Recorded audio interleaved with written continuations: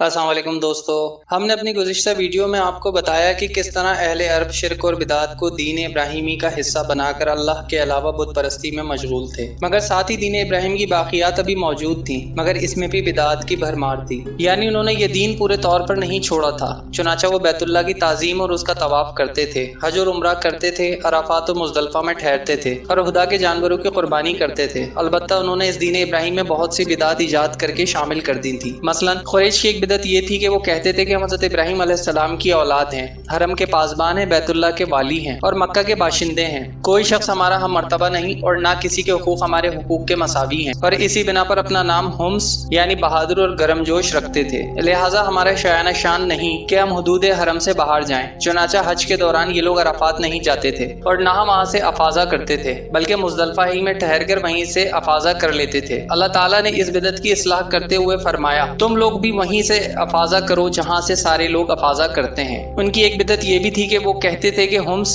कुरैश के लिए एहराम की हालत में पनीर और घी बनाना दुरुस्त नहीं, और ना ये दुरुस्त है कि वो बाल वाले घर यानी कंबल के खेमे में दाखिल हों, और ना ये दुरुस्त है कि साया हासिल करें। अगर साया हासिल करना हो तो चमड़े के खेमे के सिवा कहीं और साया हासिल ना करें। उनकी एक बिदअत ये भी थी कि वो कहते थे कि बैरून हरम के बाशिंदे हज या उम्रा करने के लिए आएं और बैरून हरम से खाने की कोई चीज ले आएं तो इसे उनके लिए खाना दुरुस्त नहीं। एक बिदअत ये भी थी कि उन्होंने बैरून हरम के बाशिंदों को हुक्म दे रखा था कि वो हरम में आने के बाद पहला तवाफ हम से हासिल किए हुए कपड़ों में ही करें। चुनाचा अगर उनका कपड़ा दस्तयाब ना होता तो मर्द नंगे तवाफ करते और औरतें अपने सारे कपड़े उतारकर सिर्फ एक छोटा सा खुला हुआ कुर्ता पहन लेती और इसी तरह तवाफ करती और दौरान तवाफ ये शेर पढ़ती थी, आज कुछ या कुल शर्मगाह खुल जाए, लेकिन जो खुल जाए उसे देखना हलाल नहीं करार देती। अल्लाह ताला ने इन खराफात के खात्मे के लिए फरमाया, ए आदम की बेटियों, हर मस्जिद के पास अपनी जीनत इख्तियार कर लिया करो। बहरहाल अगर कोई औरत या मर्द बरतर और मोजिज बनकर बैरून हरम से लाए हुए अपने ही कपड़ों में तवाफ कर लेता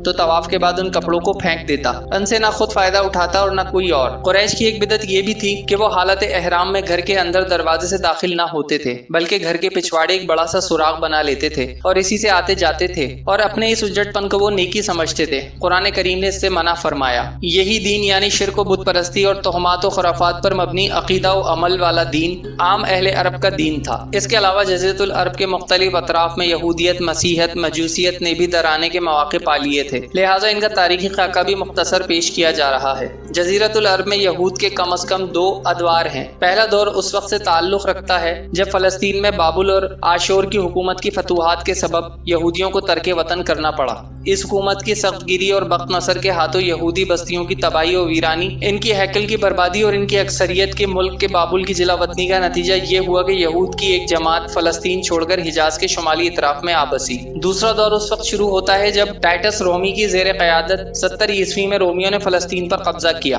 दारोगीर और उनके हैकल की बर्बादी का नतीजा ये हुआ कि मुअतदिद यहूदी कबीला हिजाज भाग आए और यसरब, खैबर और तीमा में आबाद होकर यहाँ अपनी बाकायदा बस्तियाँ बसा ली और किले और गढ़ियाँ तामीर कर ली। इन तारकीन वतन यहूद के जरिए अरब बाशिंदों में किसी कदर यहूदी मजहब का रिवाज आम हुआ और इसे भी ज़हूर इस्लाम से पहले और इसके इब्तदाई दौर के सियासी हवादिस में एक काबिल ज़िक्र हैसियत हासिल हो गई। ज़हूर इस्लाम के वक्त मशहूर यहूदी कबाइल ये थे: खैबर, नुसैर, मुसलक, कुरीज़ा और कीनका। समूदी ने वफ़ाउल वफ़ाज़ में जिक्र किया है कि यहूदी कबाइल की तादाद 20 से ज़्यादा थी। यहूदियत को यमन में भी फ़रोग़ हासिल हुआ। यहाँ इसके फैलने का सबब तबान साद अबू करब था। ये शख्स जंग करता हुआ यसरब पहुँचा, वहाँ यहूदियत कबूल कर ली और बनो करीज़ा के 2 यहूदी उलमा को अपने साथ यमन ले आया और इनके जरिए यहूदियत को यमन में वसअत और फैलाव हासिल हुआ। अबू करब के बाद उसके बेटा यूसुफ ज़िलनवास यमन का हाकिम हुआ। इसने यहूदियत के जोश में नजरान के ईसाइयों पर हल्ला बोल दिया और उन्हें मजबूर किया कि यहूदियत कबूल करें, मगर उन्होंने इनकार कर दिया।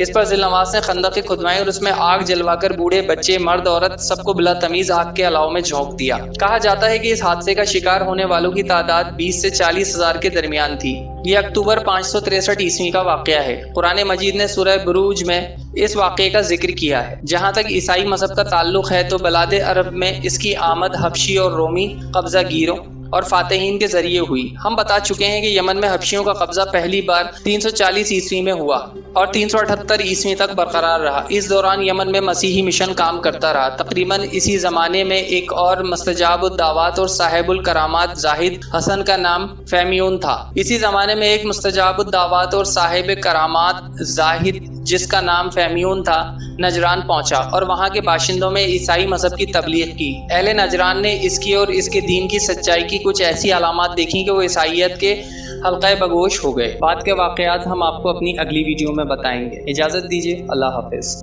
مزید معلوماتی ویڈیوز دیکھنے کے لیے ہمارے چینل کو لائک کریں، سبسکرائب کریں اور ساتھ ہی دیے گئے بیل آئیکن کو پریس کریں تاکہ آپ کو ہماری تمام ویڈیوز کے نوٹیفیکیشن بر وقت ملتے رہیں۔